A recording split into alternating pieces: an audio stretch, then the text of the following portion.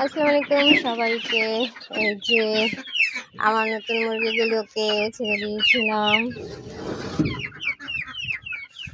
এই মুরগিগুলো বলেছিলাম আমি রাখবো, আমার লাল মুরগির বেবিগুলো। এই বেবিগুলোকে আমি এই যে আলহামদুলিল্লাহ আমার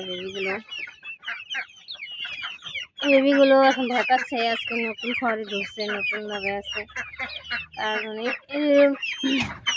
তো ওদের আমি কিভাবে পারলাম না পারলাম সেটা তো প্রথম থেকেই আমার চ্যানেলে ভিডিওগুলো আছে, অবশ্যই আপনারা দেখে নেবেন।